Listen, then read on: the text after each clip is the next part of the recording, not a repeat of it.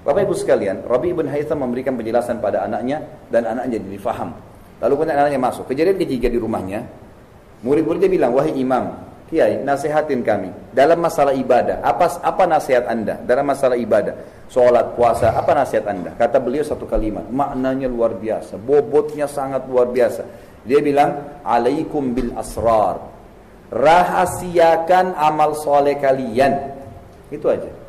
Udah sholat malam, diam, tidak usah diekspos. Ada orang masuk ke kantor kerja, aduh pegel nih, kenapa? Semalam tahajud. Untuk apa? Untuk apa Bapak Ibu sekalian? Kalau mau diceritakan kepada orang, ada saran saya begini. Kalau mau jalankan silakan. Siapa target anda untuk diceritakan besok sholat malam, datangin rumahnya jam 2 malam, ketuk, pasang sejadah, nih saya mau sholat, lihat ya. Nggak usah tunggu besok, repot-repot. Ngapain? Gitu kan? Rahasiakan. Kata Nabi Muhammad SAW dalam hadis riwayat Muslim, Inna Allah yuhibbut taqiyul ghani. Allah cinta dengan seorang hamba yang taqi. Taqi itu patuh sama Allah. Yang diperintahkan kerjakan, dilarang tinggalkan. Yang halal nikmatin, yang haram tinggalkan. Itu orang yang bertakwa. Dan ghani, kaya, suka berinfak, wal khafi, dan suka menyembunyikan, merahasiakan amal saleh. Tolong perbaikin poin ini ya. Saya sering sebarkan di pengajian saya. Kalau mau umroh sama haji, nggak usah pakai alamat acara walimah safar. Tahu nggak apa itu walimah? Ada yang tahu artinya? Iya. Makanan, acara makanan untuk orang kawin, nikah. Itu walimah. Di Indonesia supaya ada bahasa Arabnya, dipakai walimah, tambah safar, perjalanan. Berarti acara makanan perkawinan untuk orang safar. Apa hubungannya? Saya pernah tanya di Jakarta sama jemaah saya, Bapak Ibu sekalian yang mau umrah mau haji nih, ngapain buat walimah safar? Coba jawab apa adanya. Untuk didoain Ustaz. Baik. Kalau untuk didoain, Bapak Ibu keliru. Karena yang sedang mau ke Mekah, tempat Ka'bah, kiblat kaum muslimin, tempat diijabah doa, Anda yang doakan orang, bukan minta didoain. Untuk minta maaf Ustaz. Alasan yang kedua, saya bilang dalam Islam Bapak Ibu sekalian, jangan pejamkan mata kita malam hari kecuali sudah minta maaf sama semua orang yang pernah kita buat salah. Karena kalau meninggal ketemunya hari kiamat, gak bisa lagi di sini. Jangan tunggu kalau mau haji atau umrah, gak ada hubungannya. Nabi Muhammad SAW, kiai dan guru kita tidak pernah kalau mau umrah haji, ayo saya mau minta maaf, kumpulin orang, gak pernah. Apa alasan lain? Alasan lain Ustaz, nitipin keluarga. Gak ada urusannya. Apa hubungannya ditipin keluarga? Lalu saya bilang begini, Bapak Ibu sekalian, apa bedanya antara orang yang buat walimah safar karena mau umrah sama haji dengan orang yang mau tahajud nanti malam, buat undang orang makan siang, lalu dia bilang doain ya saya mau tahajud nanti malam. Kira-kira bedanya apa? Ada bedanya nggak? Nggak ada bedanya. Sama saja. Nih saya mau umrah ya, tahu semuanya. Bahaya ini bisa riya. Kalau perlu berangkat tidak ada yang tahu, itu lebih baik. Kalau ada yang tahu pun kontrol, jangan sampai riya. Karena riya itu sedikit riya habisin pahala semua. Kita lagi nyumbang di masjid nih, tulis hamba Allah saja. Begitu dibilang haji fulan, haja fulan, mic-nya kedengaran di rumah, setan bisikin, tuh nama kau disebut. Iya ya, habis pahalanya. Ngapain? Untuk apa? Harus rahasiakan. Kalaupun ada orang tanya, pura-pura masjid, kamu dari mana? Dari masjid. Niat betul kontrol, memang karena mau jawab saja. Jangan tidak ada angin, nggak apa diceritain. Masuk kantor, kamu puasa nggak? Kamu puasa nggak? Senin Kamis? Enggak, saya puasa. Tuh. Ini nggak ada angin, nggak ada apa. Riya, gitu. Nggak boleh. Diam aja. Abdullah bin Mubarak, ada seorang tabi'in yang lain, kalau dia lagi puasa Senin Kamis, puasa sunnah, gitu kan?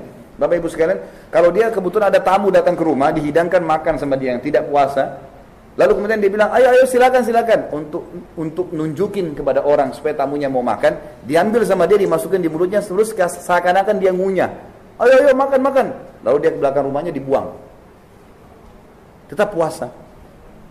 Ini enggak, baru sedikit godaan, haus nih, setan bisikin, minum aja nggak apa-apa kan puasa sunnah, batal lagi.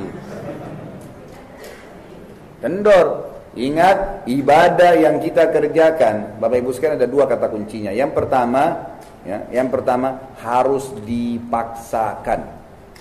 Kalau Bapak Ibu nggak paksain nih sholat tahajud, sampai mati nggak bakal tahajud. Dan masalahnya buku amal kita kosong terus dari tahajud. Nggak bisa, harus paksakan. Paksa diri untuk melangkah ambil tuh Quran di masjid atau di rumah. Jangan di rak, ambil, baca 10 menit, 15 menit. Baru bisa. Kalau enggak sampai hari kiamat tuh tidak terganti-ganti. Mungkin 7 turunan, cucu kita juga tidak baca. Paksain. Sampai kapan Bapak Ibu nggak mau puasa Senin Kamis? Saya tanya, sampai kapan? Karena sunnah, ingat, buku amal, ini poin kedua. Selain dipaksakan, di buku amal kita akan kosong dan tidak bisa diperbaiki. Begini contohnya, hari Kamis, Senin Kamis nih, kita rasa panas. Semua orang juga yang puasa rasa panas. Tapi ingat, tidak ada orang mati karena puasa. Gitu kan? Itu hanya kecuali ajalnya datang. Dan maghrib nggak kemana-mana, pasti datang maghribnya.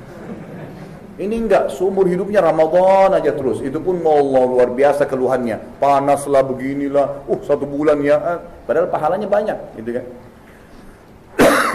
Kalau Bapak Ibu tidak Senin Kamis, enggak berdosa. Tapi ingat, buku amal kita hari Senin, tanggal 1 Mei misalnya, tidak puasa nih. Buku amal kita hari Senin itu mestinya ada catengan. Puasa Senin Kamis, kosong. Dan biar Bapak Ibu nangis darah, nggak bisa perbaiki sampai hari kiamat. Saya pernah terapkan subhanallah dalam hidup saya, kita berbagi ya. Saya pernah tangkap kisah Sa'id bin Musayyib, seorang ulama tabi'in masyhur. Beliau mengatakan tentang dirinya, dan ini tidak masuk riya kalau kita bisa ngontrol ya. Masuk dalam firman Allah, fa'amma bi ni'mati rabbika fahaddits. Ada nikmat Allah yang boleh kita ceritakan dari ibadah asal bisa ngontrol, tidak riya, gitu kan. Dia mengatakan, saya menjaga sholat 5 waktu di masjid selama 40 tahun, tidak pernah ketinggalan takbiratul ihram pertama imam. Imam Allah Akbar, dia Allah Akbar 40 tahun, bayangin. Subuh, duhur, asar, maghrib, isya di masjid terus. Luar biasa. Ada hadis Nabi apa? Siapa yang menjaga 40 hari takbiratul ihram pertama imam, Imam Allah Akbar, dia Allah Akbar 40 hari, dijamin baginya hilang dari sifat kemunafikan. Tidak akan jadi munafik selamanya, nggak pernah bohong selamanya, nggak pernah khianat amanah, nggak pernah pungkiri janji selamanya. Allah janji itu 40 hari tadi non-stop. Ini orang 40 tahun. Saya coba terapkan dalam hidup saya. Subhanallah, satu waktu di Jakarta ada tamu saya datang. Waktu itu duhur itu sekitar jam 12 lewat 10. Dengan perubahan waktu, saya nggak ikutin perubahan waktu, tiba-tiba berubah jadi 12 kurang 10. Gitu kan? Ada tamu datang, rupanya sudah azan, saya nggak dengar. Sampai jam 12 lewat 10 kok nggak ada dengar azan nih. Jam 12 lewat 12 kok belum azan. Saya bilang sama tamu, ayo kita ke masjid yuk, kayaknya sudah masuk waktu nih. Saya ke sana, subhanallah, sudah sujud rakaat pertama. Saya bilang perubahan waktu kalau gitu, kita masuk. Begitu saya mau takbir, subhanallah, mau sujud ikutin, walaupun hilang 1 rakaat, saya sempat muhasabah sejenak, beberapa detik. Saya bilang, subhanallah, saya bahkan tidak bisa bilang sama imam, kembali dong ke rakaat pertama, saya mau ikut dari awal. Gak bisa. Buku amal saya sampai hari kiamat, di waktu itu, masbuk 1 rakaat. Gak bisa diperbaikin. Dan ini nanti yang membedakan derajat kita di surga, Bapak Ibu sekalian. Jangan sia-siain amal baik itu. Kalau amal buruk, orang maksiat 50 tahun, taubat Allah bisa ampuni. Amal pahala nggak bisa, amal baik. Jangan sia-siakan.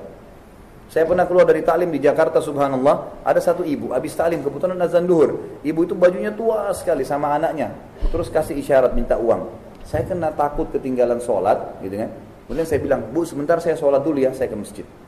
Selesai sholat sunnah, saya kembali, ibu itu sudah tidak ada. Saya cari-cari nggak ada. Sampai saya naik mobil saya 3 kali saya putar di situ. Tidak ketemu ibu-ibu. Lalu kemudian saya sempat muhasabah. Saya bilang sama diri saya sendiri, ini penting ya, muhasabah diri sendiri itu penting. Saya mengatakan pada diri saya, subhanallah, ya Khalid, mestinya tadi kau keluarkan uang berapa detik sih? Korek kantong kasih. Tapi syaitan bisa masuk di situ. Nanti aja habis sholat. Orang perlu, dia sudah pergi.